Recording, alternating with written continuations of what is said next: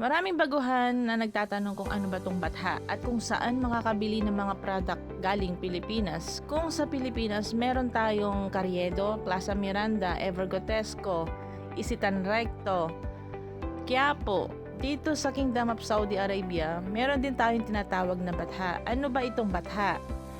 Ang Batha ay isang lugar dito sa Riyadh. Kung tatawagin nila, ito isang small Manila. Kasi dito mo mabibili lahat ng produkto galing Pilipinas.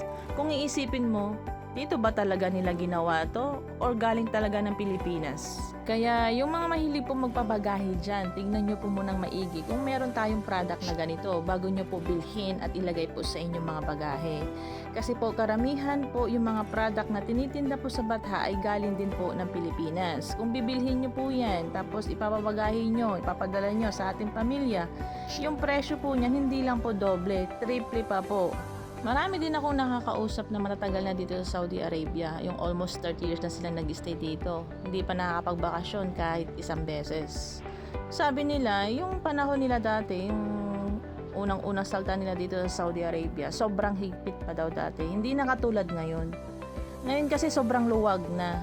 Pwede kang gumala sa Batha na hindi na nakaabaya. Pwede kang mag-t-shirt na lamang. Basta decente tignan. Kung member ka naman ng LGBT, hindi mo pwede itong iladlad kasi bawal sa kanila yon. Dito mo mabibili lahat ng mga pagkaing Pilipino. Dito nga ako nakabili ng bagoong. Nagulat ako, may bagoong na rin pala. At saka bukod sa mga produktong Pilipino o mga pagkain Pilipino, yung mga nagtitinda, Pilipino talaga. Nasa tabi-tabi lang. Parang Quiapo o Manila talaga ang style ng Batha. Kulang na lang sabihin ng mga nagtitinda, tagsingko na lang. Halika, Suki, halika, bili ka na rito. Di ba ganun sa atin, lalo na sa Baklaran? Maganda naman ang bansang Saudi Arabia. Mayaman, mababait ang mga tao, at higit sa lahat, madali kang makahanap ng trabaho, madali kang magkapera. Pero, ang nagpapangit lang dito ay yung mga employer na hindi sumusunod sa karapatan ni worker. Karamihan kasi dito sa Saudi Arabia, yung mga negosyante ay ibang lahi din o yung mga dayuhan, iba yung nationality. Sila yung dahilan minsan kung bakit nasisira ang pangalan ng Saudi Arabia. Hindi kasi sila sumusunod sa karapatan ng kanilang mga worker. Regarding naman po sa ating mga household worker, hindi naman po lahat ng amo ay mapang-abuso or ng mamaltrato. Meron din namang amo na mababait. Marami din naman ako nakausap ng mga household worker na mabait ang kanilang mga amo. Pagkatapos ng kanilang mga kontrata, binibigyan sila ng ticket papunta at pabalik, tapos meron pa silang vacation pay. Kaya pag pumasok ka ng trabahong household worker, paswertehan lamang po sa amo kasi nga hindi ka nakakalabas sa bahay.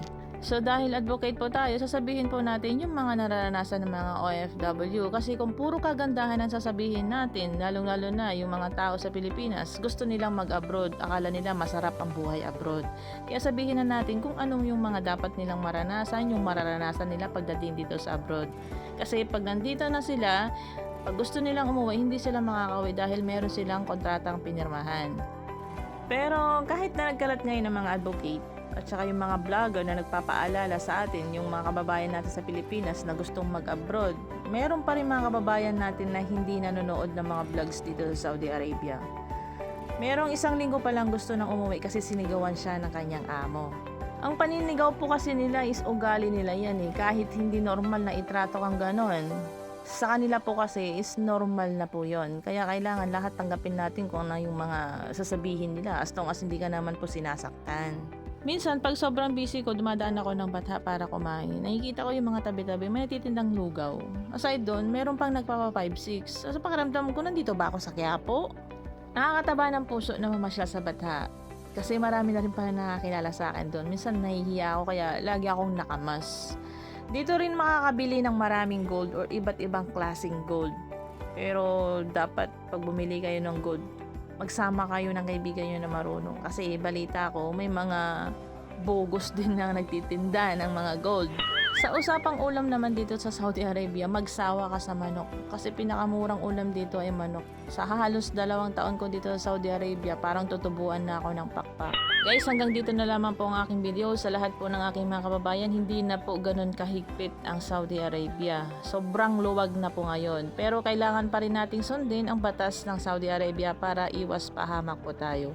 Maraming salamat po. Ako nga po pala ang inyong lingkod, Joency Fernandez po, isang advocate po dito po sa Middle East. Mag-iingat po tayo lagi.